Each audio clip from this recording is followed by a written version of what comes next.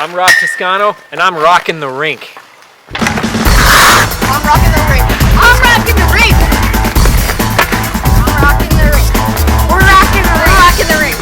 You know what? I'm rocking the rink. I'm rocking the rink. I'm rocking the rink. I'm rocking the rink. This is the Rockin' Show.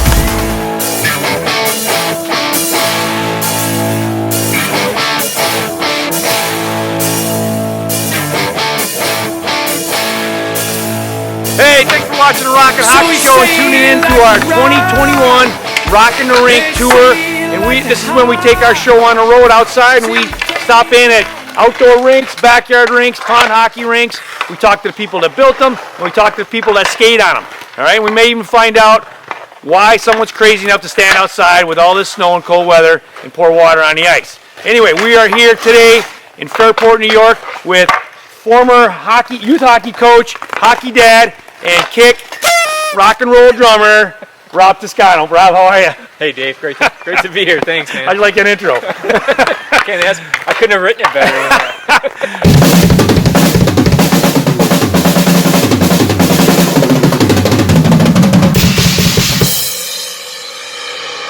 Rob's been on the show playing his drums before. We can't wait to get him back on to rock a little bit. And now we're at his home here in Fairport and looking at his rink. Rob, this is quite a nice rink you got here. Thank you. What's the size of it? Right now it's at 32 by 48. Awesome. How deep? That end is about 7.5 to 8 inches, and that corner right there is about 4 to 5. Oh, wow, that's pretty good though. So Rob, how long have you had this rink? How long have you been building a rink? First year I built it was about 10 years ago. I think we skipped 1 or 2 years. Wow, that's good.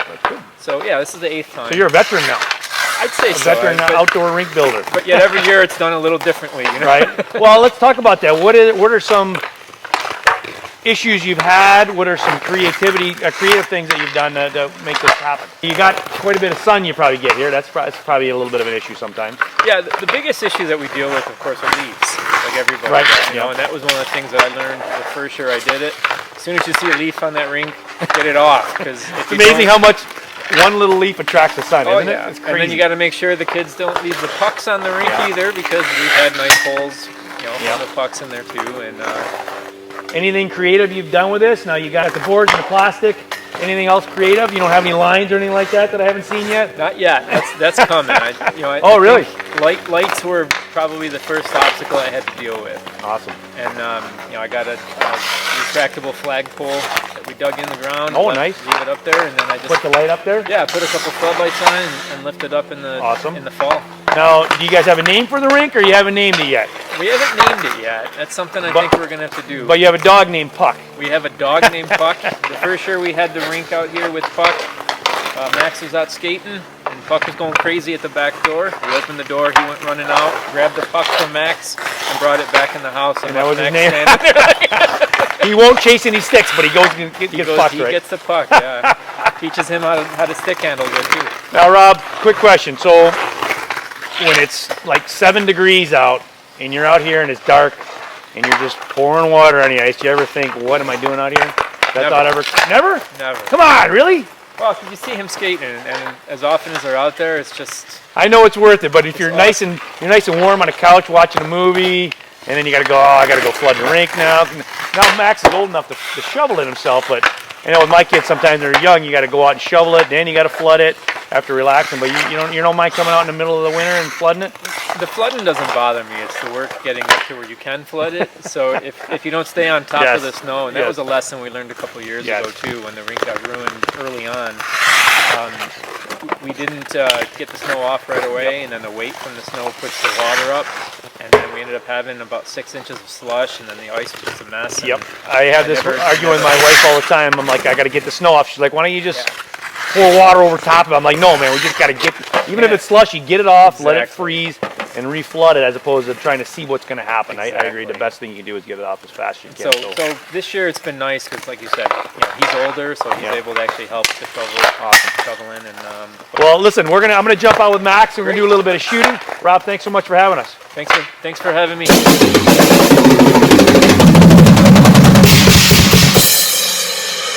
to you, Dave. All All right, we're here at the Toscano house in Fairport, New York. I'm with Max. Max is 14. Max, how are you? Pretty good. Are you a Flyers fan like your dad? Oh yeah. Is your mom a Flyers fan too? Yep. Wow, the whole house is, huh? What about your brother?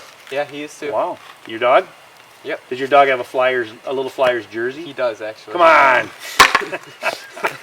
All right, we're rocking the rink here at the Toscanos, and today Max is 14. He's a Bantam, and we're going to work on a version of a snapshot I call the Messier shot, because Mark Messier, if you've never heard of him, you may want to look him up, but in my opinion, he made this shot famous. It's really a snapshot shooting off your inside foot, and the key here is you use it in the scoring area when you're skating directly at the net. So we're going to work on that with Max right here on the Rockin' Hockey. I want you to line the puck up right here with your toes. Okay, good. Now, yep, right there. All right. Now notice how close the puck is. You're going to get a nice wide grip right here.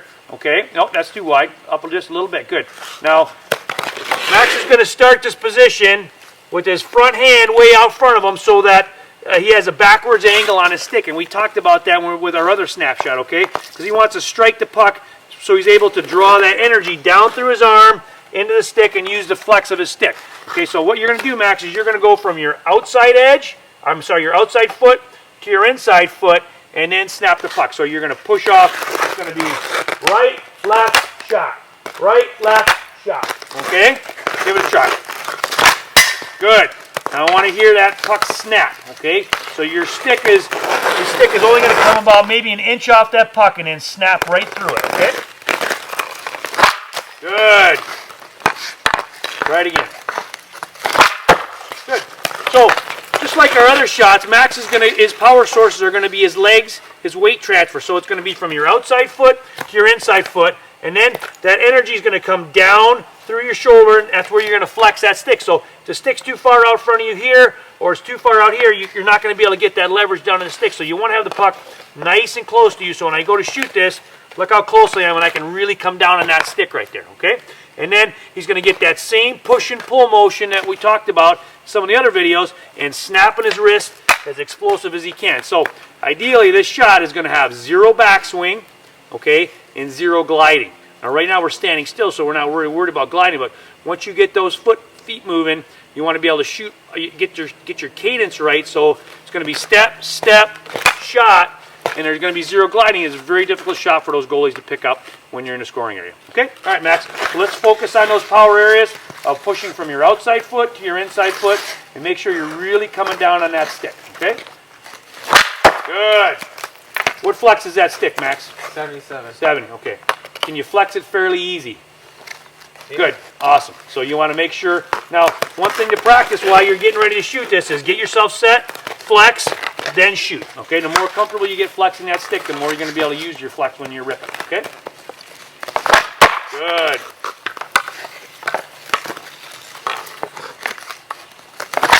Good. Excellent.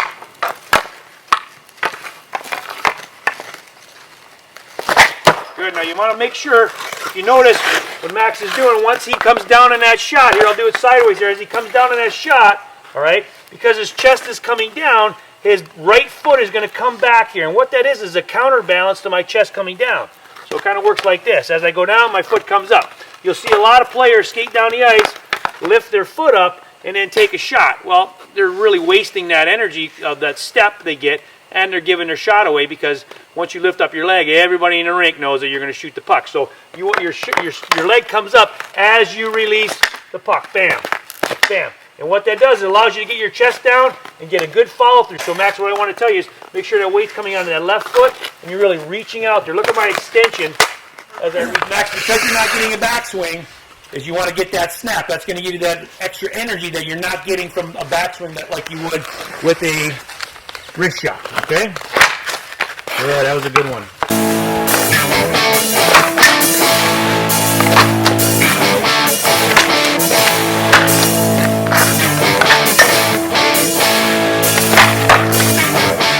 So we say you like to rock, and say you like to hide. See you take it all the way to the back. Hey, thanks for watching the 2021 Rockin' the Rink Tour, and thank Rob and thanks Max Toscano watching the Rockin' Hockey Show.